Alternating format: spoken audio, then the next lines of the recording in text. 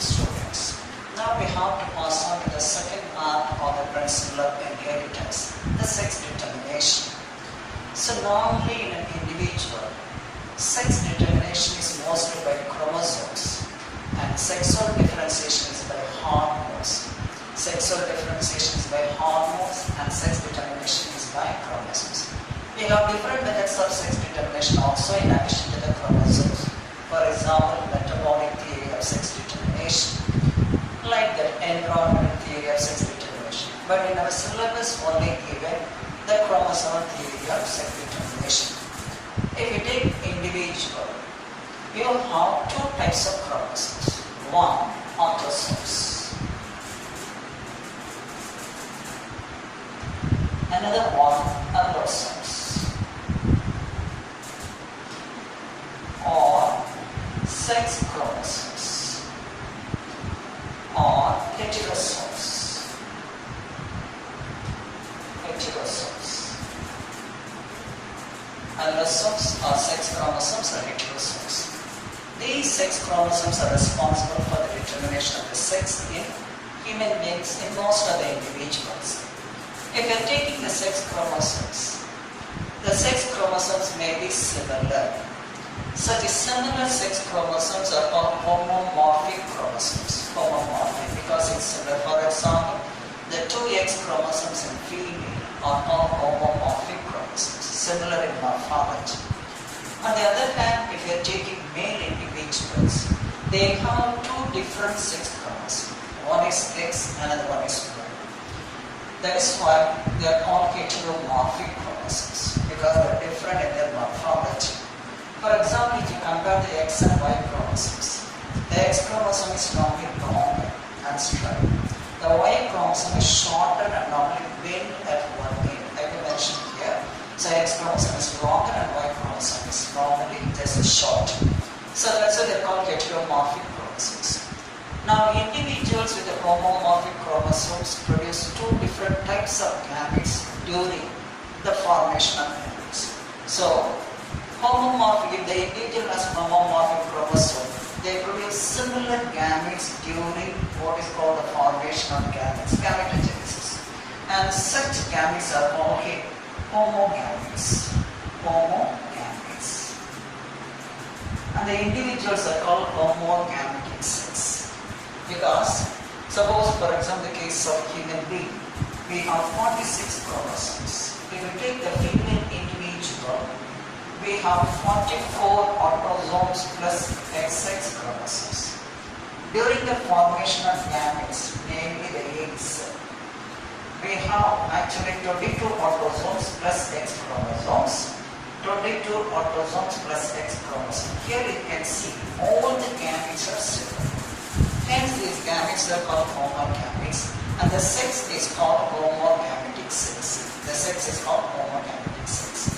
On the other hand, if you take for example the male human beings, we have 44 autosomes and X and Y chromosomes.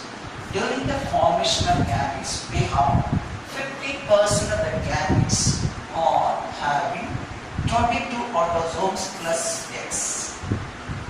The remaining 50% of spores are having Y chromosomes, 22 autosomes plus Y chromosomes. 22 autosomes plus Y chromosomes. As they produce two different gametes. Now actually these gametes are called heterogametes. As the male individual produces two different types of gametes, the sex is called heterogametic sex. This is called actually the female produces similar gametes called homogametes. Now here the male produces two different types of gametes. 30% with the male gametes and 50% with gametes of X chromosome. 50% of the gametes with Y chromosome. It's called heterogametes. And the sex is called heterogametic sex.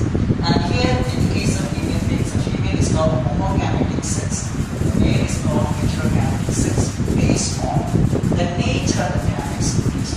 We'll discuss in detail later. Now this is one. Homomorphic chromosome, heteromorphic chromosome, homogametes, heterogametes, homogametic sex and heterogametic sex. Now, if you're comparing the X and Y chromosomes,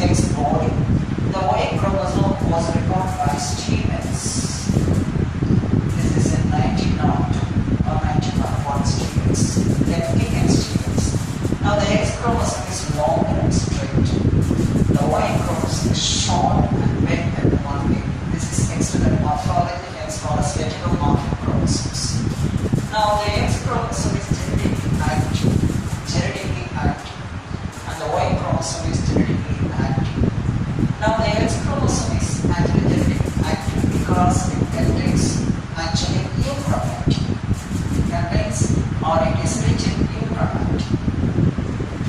And Y chromosome is genetically inactive because it contains actually there is heterochromat. The presence of heterochromat, I will be holding the euchromatin and heterochromatin when talking about the lower bodies on Y chromosomes. So euchromatin is either one that is genetically active and heterochromatin is genetically inactive. There is a part of the chromatic virus in what is called the interface cell. So X chromosome is genetically active, it contains euchromatin. The Y chromosome is genetically inactive, it contains heterochromatin. So this is about the introductory part of the sex determination. Now we have normally in most cases the sex is heterochromatic. Either in the case of birds or in the case of insects or in the case of human beings or in the case of Drosophila or reptiles, birds and fishes. Now we know the sex is heterochromatic. Now the sex or the nature of the sex will be decided in the case of offsprings at the time of fertilization. The sex of the individual will be decided at the time of fertilization. This is number one. Number two, mostly it is a heterogametic sex that will decide the nature of the offspring produced. Number one, sex will be decided at the time of fertilization. Number two, sex will be decided only by the heterogametic sex and not by the homogametic sex. Because in the case of homogametic sex, the gametes are similar. There is no role in sex determination. Deciding the sex begins no role in sex determination. The meaning for the word, as you know, actually it is not a deciding authority. It has no role in deciding the sex. But the heterogametic sex, as it has two different types of gametes, it is the one which will decide the nature of the sex of the progeny produced. Okay, we'll continue further afterwards.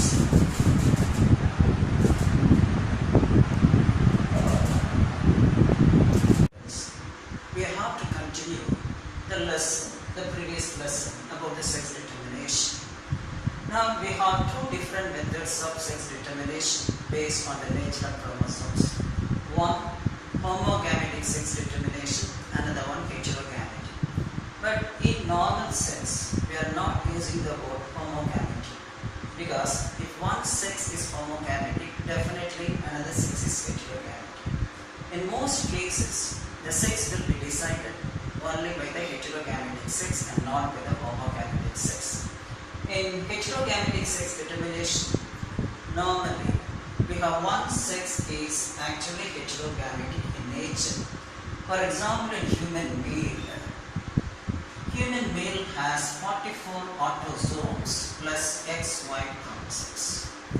Now these individuals produce two different types of actually gametes. This was 50% of the gametes with what is called X and 50% of the gametes with Y. Hence called heterogametic sex. And if you are taking the female humans, they have what is called 44 autosomes and similar X chromosomes. They produce similar gametes. The gametes have 22 autosomes, 1 X chromosome. So, in such cases of heterogametic sex determination, it is only the heterogametic sex, either male or female, will decide the nature of the sex. Now here, I am going to talk about heterogametic male sex. Now in the case of heterogametic male sex, we have seen the following types. Heterogametic males.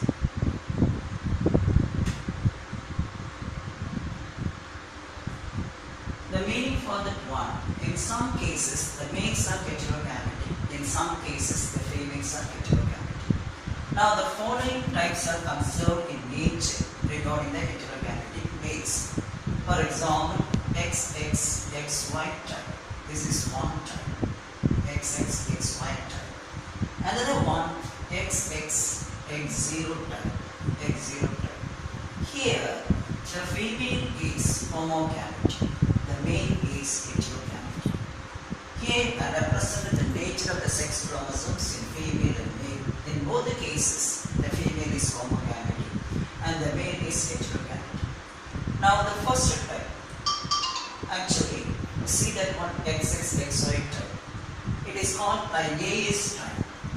Ligase type. Ligase type. This type is observed in the case of humans. We can have the examples. Humans, we have what's called this type. Then Drosophila. Also, we have this type of sex determination. So here, at the time of sex determination, the males produce two different types of, that is actually the male gametes or spores. Now I represent what is happening in the first time. Suppose in human males, they have 44 autosomes. They have 44 autosomes plus XY. So this is what is called the male parent. So we have the parents, male parents, 44 autosomes plus XY. Then if we are taking the female parent, they too have 44 autosomes, but they have two similar, that's homomorphic sex chromosomes. Now the gametes formed by these individuals. Now here this individual produces the sperms. We have the sperms are produced, the gametes, the male gametes, and each one, normally here I mentioned already, a heterogametic sex produces two different types of gametes. 50% of the gametes with X chromosomes and 50% of the gametes with Y chromosomes. So these are the gametes. Now this is what is called the male gamete. The gamete with X chromosome is called what is known as gynospore. Gynospore. The gamete with what is called X chromosome is called gynospore. A gamete with what is called Y chromosome is called androspore. So two different types of actually sperms are produced, or male gametes are produced. With the X chromosome, gynospore, with the Y chromosome, androspore.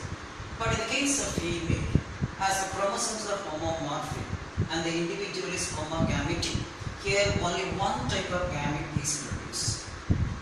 Only one type of gamete. All the gametes are similar, having X chromosome. So these are nothing but what we have the eggs. So here the eggs, and this one what we have the sperms.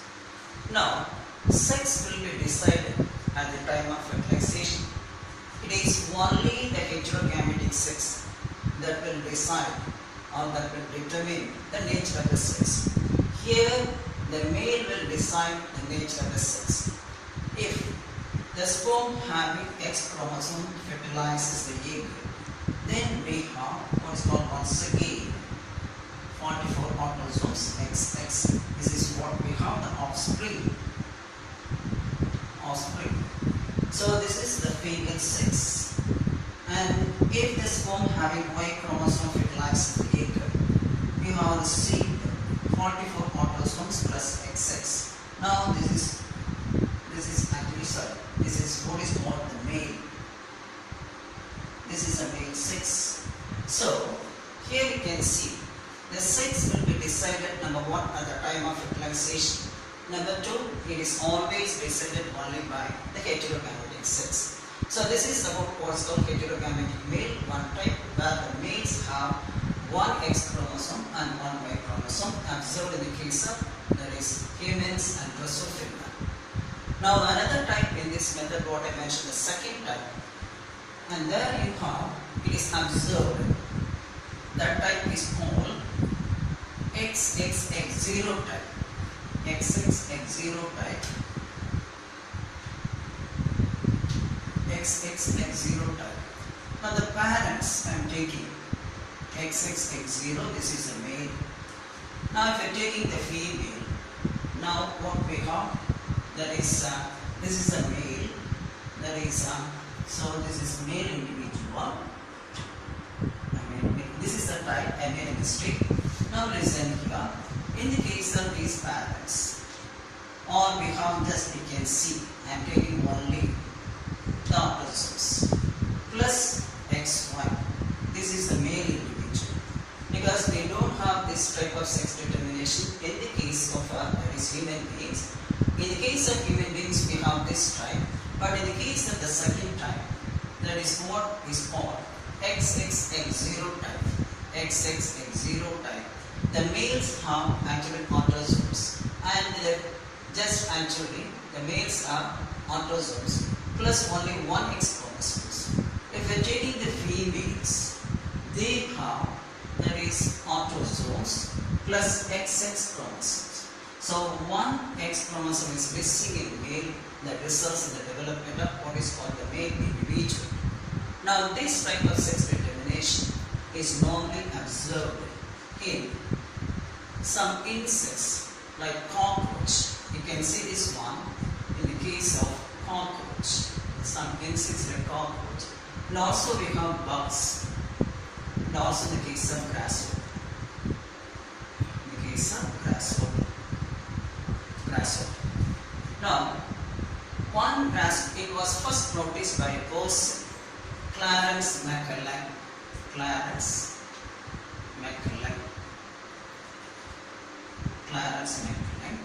In a grasshopper, the grasshopper is called Ziphidium fasciate.